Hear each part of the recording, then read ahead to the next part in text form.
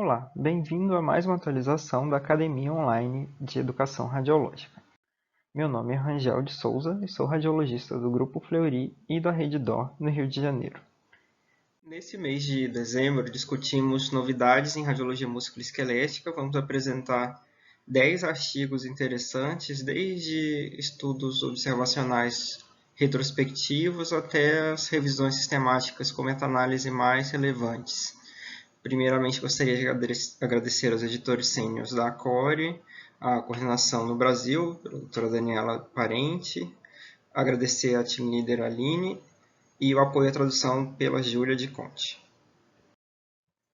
Essa revisão sistemática, ela procurou avaliar se há relação entre o edema no aspecto superolateral da gordura de Hoffa e achado de imagem de desalinhamento femoropatelar. Eles realizaram uma busca sistemática, uma estratégia de busca sensibilidade nas principais bases de dados, nos artigos que avaliavam essa condição. E o que encontraram foi que os parâmetros de imagem de desalinhamento femoropatelar, como a patela deslocada mais lateralmente, um TTGT ou um TAGT aumentado e uma patela alta, são correlacionados sim com o edema no aspecto superolateral da gordura de Hoffa. Esse foi um estudo retrospectivo que ele procurou avaliar os fatores quantitativos da estabilidade patelar com base na ressonância magnética. E procuraram avaliar basicamente se o TTGT, o TTLCP e a profundidade do sulco troclear eles têm boa reprodutibilidade intra e interobservador. Para isso, analisaram 100 pacientes com diagnóstico de luxação patelar e 100 pacientes controle. E os exames eram avaliados por 3 radiologistas musculoesqueléticos treinados. E chegaram à conclusão que essas 3 medidas, elas podem ser sim avaliadas de forma confiável, com uma confiabilidade intra e interobservador quase perfeita. Essa revisão sistemática com meta-análise teve como principal objetivo a avaliação de uso de imagem avançada, como a tomografia computadorizada e a cintilografia óssea, se elas são boas em relação à ressonância magnética para detectar fraturas ocultas no quadril na radiografia. Fizeram uma pesquisa bibliográfica em estudos de língua inglesa apenas, até 2018, e todos os estudos que incluíam tomografia e cintilografia óssea que tinham ressonância como padrão de referência. Se chegou à conclusão que as fraturas ocultas elas são muito comuns na radiografia e que, apesar da cintilografia e a tomografia terem uma sensibilidade razoável, não são tão boas quanto a ressonância. Então, sempre que possível, o ideal é fazer ressonância nesses pacientes.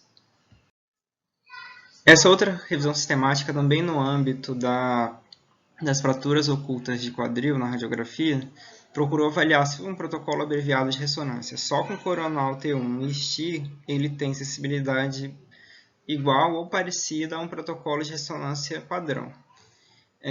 E chegaram à conclusão que, para esse tipo de avaliação, as sequências coronal T1 e coronal STI tiveram 100% de sensibilidade para a fratura oculta.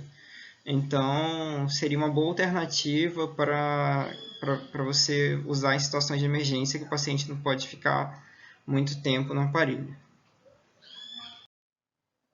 Ainda no âmbito das fraturas ocultas, esse estudo ele procurou avaliar o papel da tomografia de dupla energia para detectar edema ósseo e fraturas nos pacientes com suspeita de fratura, só que com radiografias negativas.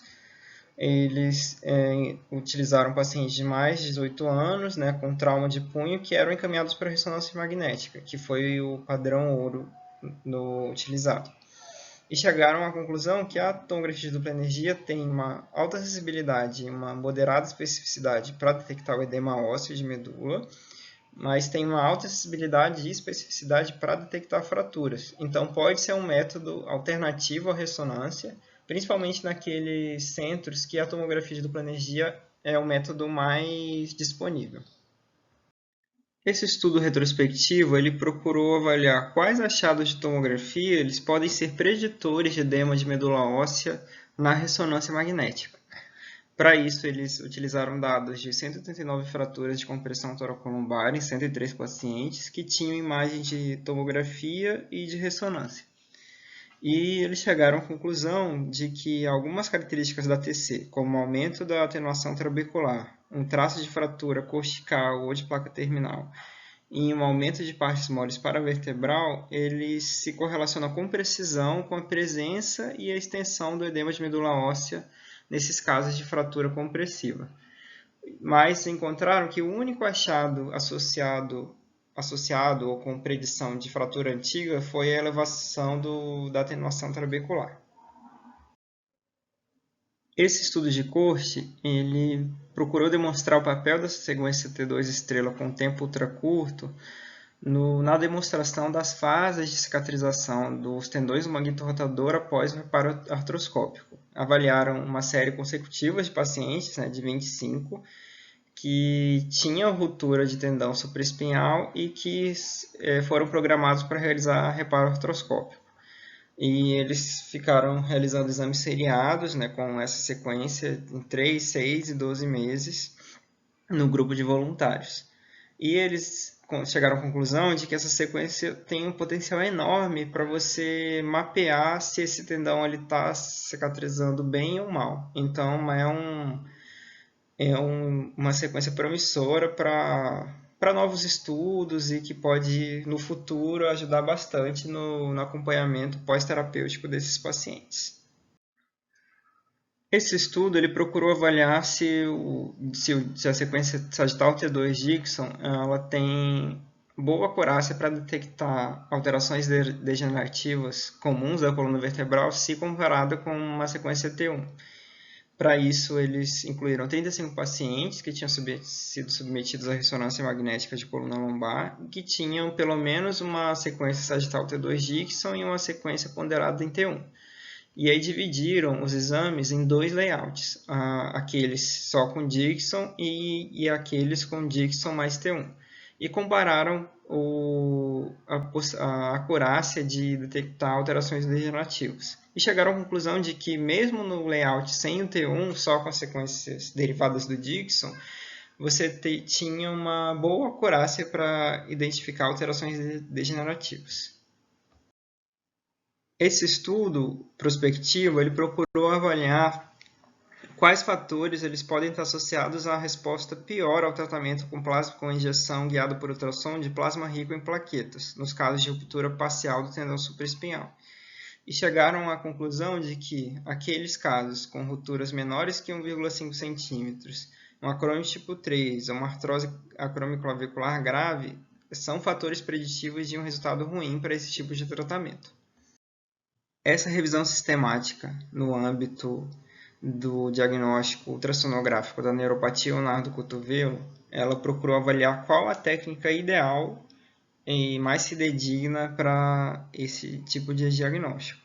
E chegaram à conclusão de que quando você mede a área transversa e não o diâmetro do nervo ulnar, quando você mede no nível do epicôndilo medial e quando você estabelece um valor de corte entre 10 e 10,5 mm², você tem uma precisão diagnóstica mais fidedigna. E esses foram os artigos selecionados do mês. Se você quer se aprofundar nos assuntos, pode acessar o nosso blog ou as nossas redes sociais que você vai encontrar os links dos artigos originais e as discussões.